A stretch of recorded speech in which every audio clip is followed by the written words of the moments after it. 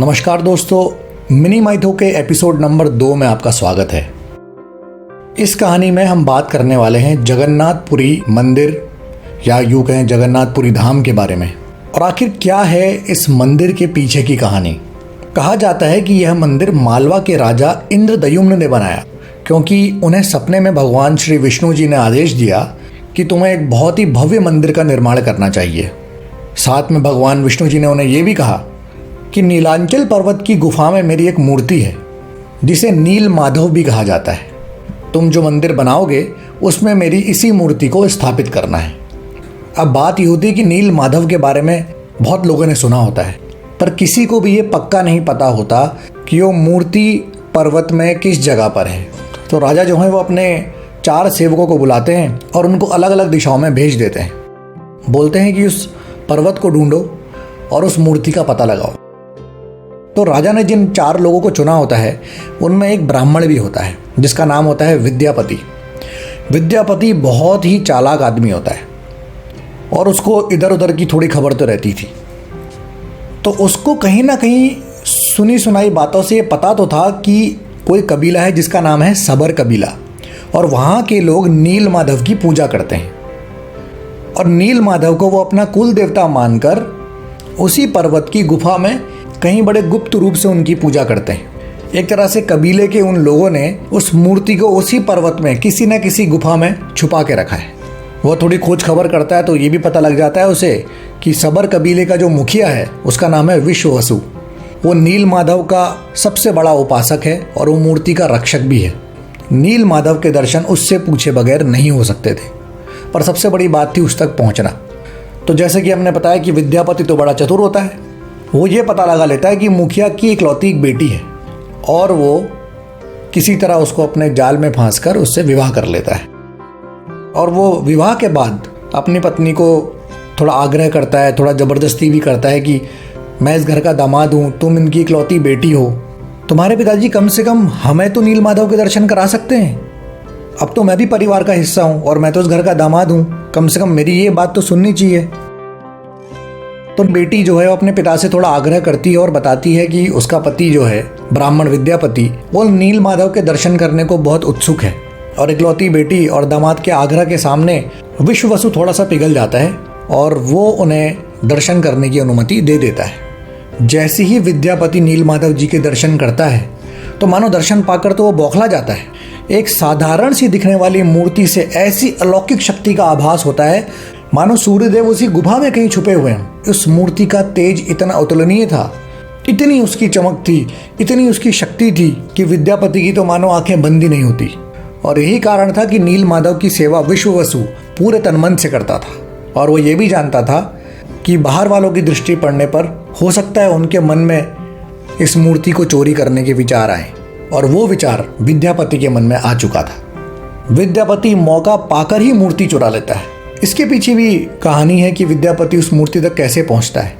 बहुत सी कहानियों के अनुसार ये कहा गया है कि जब विद्यापति को मुखिया दर्शन के लिए लेकर जाते हैं तो उसकी आंखों में पट्टी बांध देते हैं। लेकिन विद्यापति क्योंकि बहुत चालाक होता है वो अपने हाथ में राई के बीज रख लेता है और रास्ते में उन्हें गिराता हुआ चलता रहता है। और अगले दिन वो उन्हीं राई के बीजों का पीछा करते हुए उस मूर्ति तक पहुंचता है और उसे चुरा लेता है।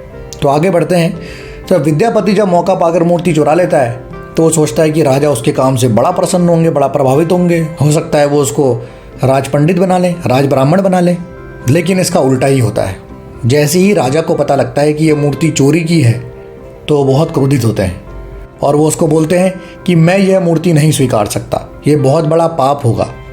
हमें उन कबीले के लोगों को विश्वास में लेकर ये मूर्ति लानी चाहिए थी। तुम्हारी इस हरकत से मुझे बहुत दुख हुआ है, जाओ और इस मूर्ति को वापस रख कर आओ। उधर कबीले का सरदार विश्ववसु मूर्ति के चोरी होने से और विद्यापति द्वारा उसे मिले धोखे से बहुत दुखी होता है। यह मान्यता है कि वो मूर्ति स्वयं ही प्रभु अपनी शक्ति से वापस उस गुफा के अंदर स्थापित कर देते हैं। और बहुत लोग ये कहते हैं कि विद्यापति उसे वापस उस गुफा पर रख के आ जाता है। पर जो भी है, प्रभु अपने परम भक्त और सेवक विश्ववसु के पास अपनी सबसे प्रिय जगह नीलांचल पर्वत पर लौट आते हैं। अब भगवान जो है वो अपने किसी भी भक्त को दुखी तो नहीं देख सकते। उधर वो नीलांचल पर्वत पे तो चले गए, लेकिन इधर राजा बहुत दुखी होता है। उसका तो भव्य मंदिर बनाने का कार्य मानो पूरा होने वाला होता है, परंतु ब्राह्मण की उस गलती से वो उस मूर्ति को नहीं स्वीकारता और यही सोचकर रात दिन वो बड़ा चिंतित रहता है। तो एक दिन भगवान विष्णु राजा को फिर से दर्शन देकर बोलते हैं कि तुम मेरे लिए विशाल मंदिर का निर्माण अवश्य करो, रुको मत, और मेरी मूर्ति बनाने के लिए समुद्र में तैर रहा पेड़ का एक बड़ा सा टुकड़ा उठाकर लाओ जो द्वारका से समुद्र में तैरकर पुरी की तरफ आ रहा है। और प्रभु ने राजा को ये भी बोला कि उस पेड़ के टुकड़े को उठा पाना हर किसी के बस की बात नहीं है, उसे मेरा कोई परम भक्त ही उठा सकता है। और ये बात सुनकर राजा को कबीले के मुखिया विश्ववसु का ध्यान आता है और वास्तव में वो पेड़ का टुकड़ा ऐसे उठा देता है मानो रुई का कोई गोला हो, और उसे हंसते हंसते मंदिर में लाकर रख देता है। अब जी बात आती है उस लकड़ी पे भगवान की मूर्ति को गढ़ने की, उनके रूप को गढ़ने की। अब राजा के कारीगरों ने लाख कोशिश करी, वो कारीगर जो बड़े बड़े महल बना रहे हैं, वो कारीगर जिन्होंने न जाने कितने पत्थरों को खूबसूरत आकृतियों में बदल दिया है, पर इस लकड़ी में तो उनकी छैना हथौड़ी काम ही नहीं कर रही थी। वो बहुत परेशान हो जाते हैं। ये देखकर राजा भी बड़े चिंतित हो जाते हैं, पर क्योंकि नियति में यही लिखा था कि राजा को ही ये मंदिर बनाना है और राजा को ही यहाँ ये मूर्ति स्थापित करनी है, तो तीनों लोक के कुशल कारीगर भगवान विश्वकर्मा एक बूढ़े व्यक्ति का रूप धरकर आते हैं और वो राजा से कहते हैं कि मैं नीलमाधव की मूर्ति बना सकता हूँ, लेकिन वो एक शर्त रखते हैं कि वो 21 दिनों में मूर्ति बनाएंगे और अकेले में बनाएंगे। उन्हें उस मूर्ति को बनाते हुए कोई देख नहीं सकता, क्योंकि उन्हें अपना काम स्वयं करना पसंद है। उन्हें अपना काम बहुत तसल्ली के साथ, बहुत ही एकाग्रता के साथ करना पसंद है और उन्हें अपने काम में किसी भी प्रकार की बाधा पसंद नहीं। तो वो कहते हैं कि अगर 21 दिनों के भीतर कोई भी उस बंद कमरे के द्वार को खोलने की कोशिश करेगा तो मैं वहाँ से चला जाऊँगा।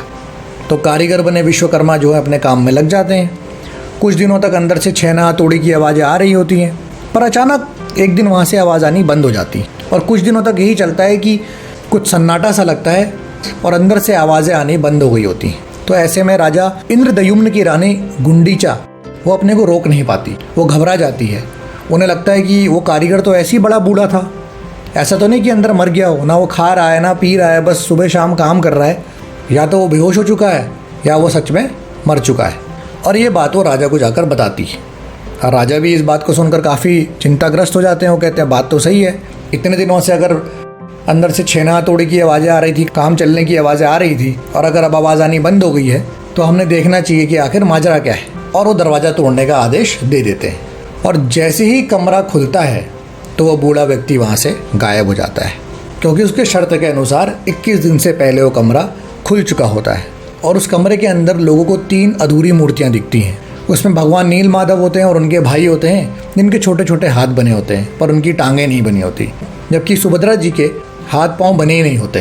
परंतु क्या कर सकते हैं, तो राजा इसे भगवान की इच्छा मानकर इन्हीं अधूरी मूर्तियों को स्थापित कर देते हैं और तब से लेकर आज तक तीनों भाई बहन इसी रूप में श्री जगन्नाथपुरी में विराजित हैं और हर साल बड़े धूमधाम से, बड़ी शान से जगन्नाथपुरी में इनकी रथ यात्रा निकलती है। तो ये थी जगन्नाथपुरी मंदिर की कहानी। अगर आपको हमारी ये कहानी पसंद आई हो तो फेसबुक पे, इंस्टाग्राम पे और यूट्यूब पे मिनी माइथो खोजिए, हमें फॉलो कीजिए, हमें लाइक कीजिए, हमें बताइए हम और बेहतर कैसे हो सकते हैं। और हमारी वेबसाइट www.minimytho.in पर जाकर इसी कहानी को पढ़ें, सुने या वीडियो के रूप में देखें। ओम नमः शिवाय।